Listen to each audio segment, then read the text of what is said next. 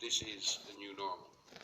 I don't expect the frequency of these epidemics to reduce, and in fact, vulnerabilities all over the world, developed and developing countries, have increased, not decreased, driven by many factors, mainly through human behavior, economic development, population density, and many others.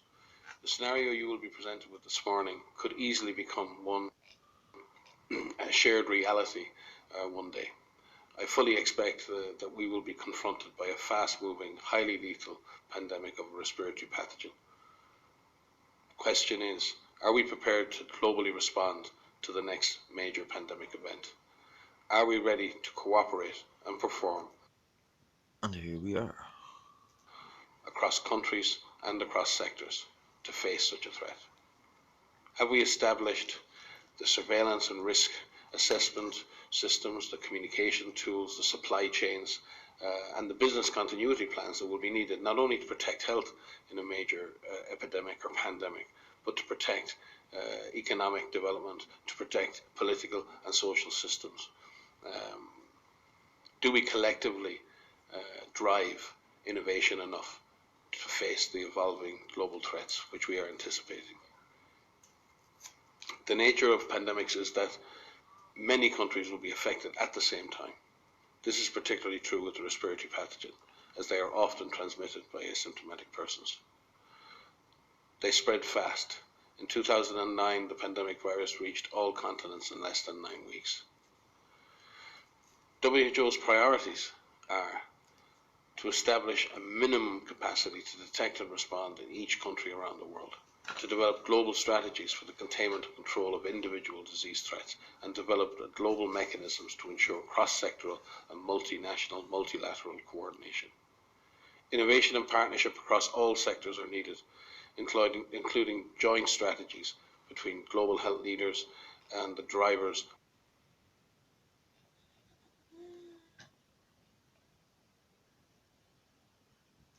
Welcome back.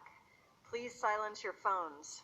We now pick up this scenario 3 weeks later at the third meeting of the board. So do you understand that?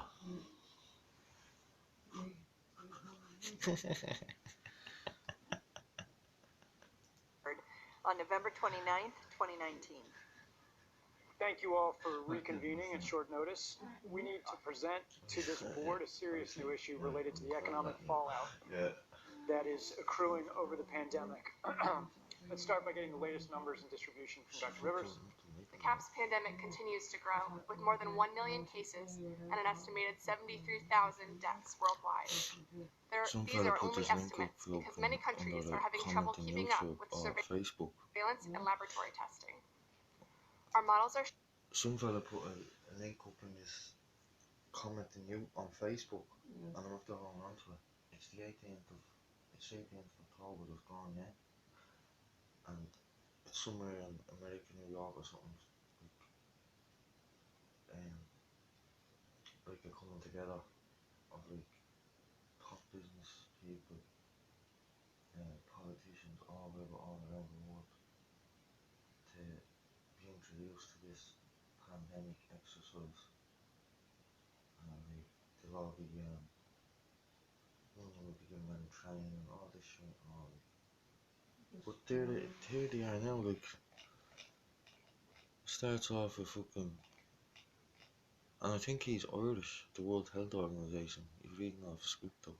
Intro medical countermeasures, like saying like, all this shit has happened lately, the last few years, so basically they want to be ready for it.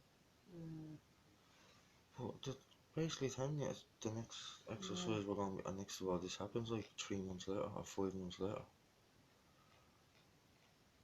And then like she's after, I'm after pausing one part and going on to the next part, and then the other one that's commentating on the presenter, she's saying, right now the next part of the pandemic, and then they're going on to the fungal side of things. Yeah, it is now. Showing that with this continued rate of spread, there may be 5.5 million cases and almost 350,000 deaths in 1 month. The 3-month projection is alarming, with potential for over 30 million cases and 3 million deaths. The Americas are still the most severely affected. but there are large outbreaks occurring in many countries across the globe.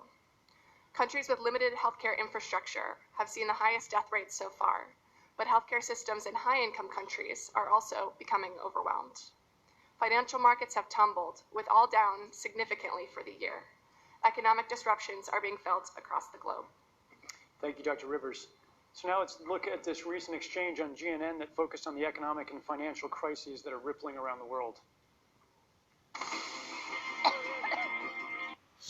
Like, this is fake. This is a fake news station. This is a training exercise. And now it's being played out across the world. They done it already, got everything ready, and now it's being played out. This is what people need to understand. The whole world is getting this. GNN. Who knows GNN? No one. It's meant to be CNN, so people don't be thinking this is real. The response to the CAPS pandemic is now the most expensive international emergency ever. Political leaders around the globe are faced with many impossible dilemmas, including financial. We have two guests today to discuss the bottom line of catastrophic response. First up is economist Dave Gamble. Are we out of money? The best way to answer that is no, we are not out of money. Yet. But the fact is we are trending in a dangerous direction and something needs to change. You have been quite vocal about that and generated some controversy along the way. Well, look, you know me. I try to avoid controversy. But come on, common sense says it shouldn't be controversial to suggest our response should prioritize both lives and livelihoods. Absolutely, we need to save lives. We all know someone who's been affected by CAPS, but we literally cannot afford a heavy-handed... We all know someone who's been affected by CAPS. So everyone knows people that are affected by, what's this shit you think called? This coronavirus. Everyone knows an actor or a politician, and now everyone knows someone in Ireland. 3 people in Ireland are dead now. So, as I said, how I came across this video, this fucking exercise, was by asking the question, who are these 3 people? And someone just left this link up, and I'm not gobsmacked them. response that suffocates our economy. Pragmatism is a wise choice. I mean, this will be the what exactly communications are the risks discussion and benefits epilogue of video. slowing... So, they have everything covered, like Event 201 Pandemic Exercise Segment 4. I'm after showing you Part 2 and Part 3. Okay, we will now advance 3 weeks to the 4th and final meeting of the Pandemic Emergency Board on December 18th, 2019. Okay, thank you for reconvening, and let's get an update from Dr. Rivers. In the last 3 weeks, case numbers have continued to grow exponentially. We now have an estimated 4.2 million cases and 240,000 deaths. Almost every country is now reporting cases, and those who aren't may simply not have the resources to conduct surveillance. We don't see any change in the rate of rapid spread, and models estimate that we could have more than 12 million cases and close to 1 million deaths by mid-January. We're not sure how big this could get, but A while ago they were saying that it was 30 million and 3 million deaths, remember? there's no end in sight. Financial markets are universally down by 15% or more on the year. Fear of a catastrophic pandemic and uncertainty about the capacity for governments to respond and remain viable are fueling investor uncertainty. We have called this meeting today because of major strategic problems around communication that are happening globally. And here's a media debate that just happened on air today.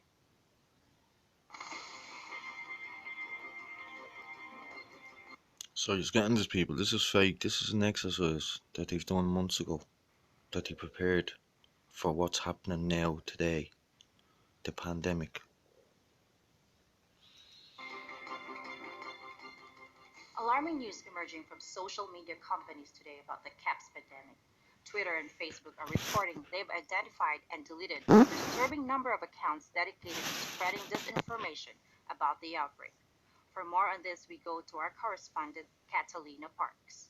Chen, these accounts were created by several state-sponsored groups intending to sow political discord and some individuals are seemingly seeking to gain financial advantages. Violence against healthcare workers and minority populations has been increasing. A recent riot highlights the real danger in these posts. Countries are reacting in different ways as to how best to manage the overwhelming amounts of dis and misinformation circulating over the internet. In some cases, limited internet shutdowns are being implemented to quell panic. Thank you, Catalina. For more on this, we are joined by experts on crisis communications and social media, Kevin McAleese and Sarah Lee. To me, it is clear countries need to make strong efforts to manage both mis- and disinformation. We know social media companies are working around the clock to combat these disinformation campaigns. The task of identifying every bad actor is immense.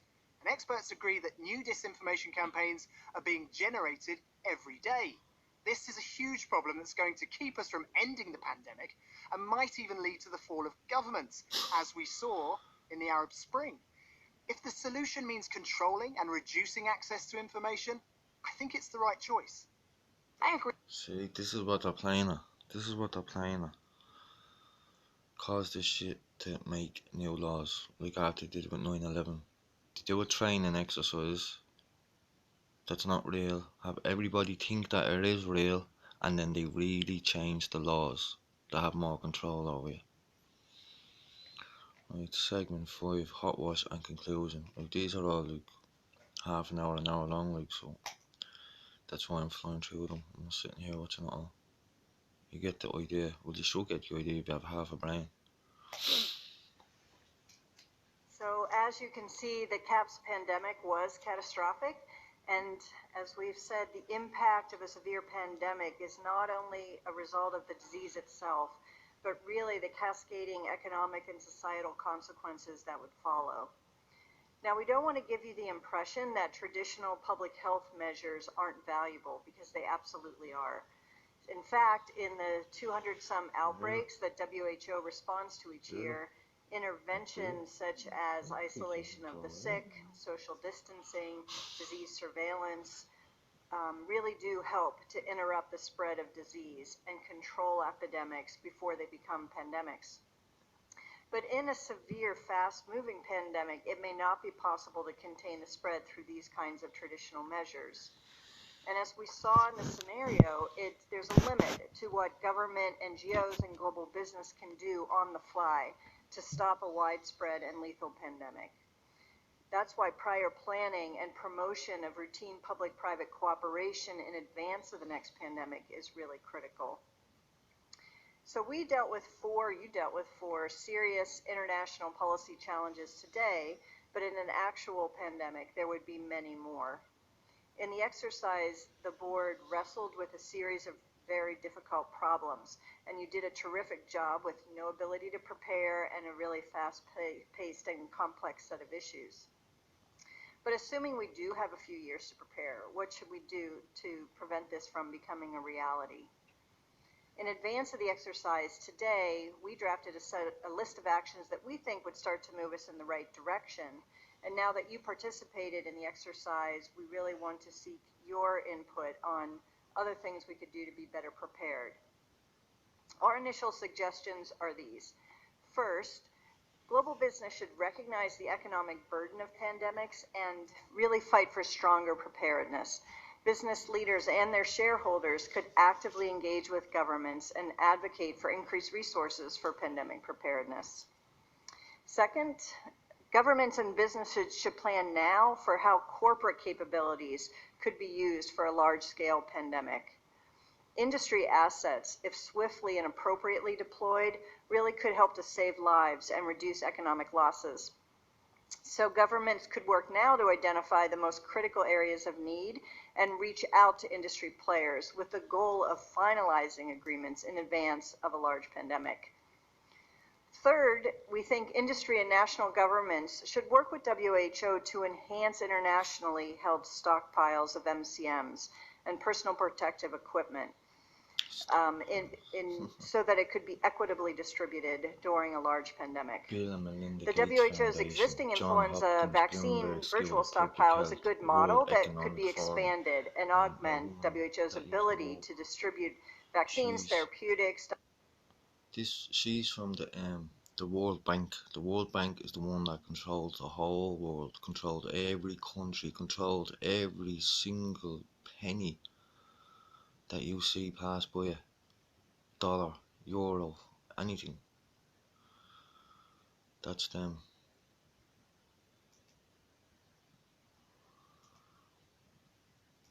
Diagnostics, other PPE to countries in the greatest need. Countries that would have to support this effort through the provision of additional funding to WHO. Fourth, countries and global transportation companies, we believe, should work together to maintain travel and trade during a severe pandemic. See? That's why you have the Lewis and the buses and the trains and everything still going. Because it's all set up. Everything is set up. This fake, shy coronavirus is set up.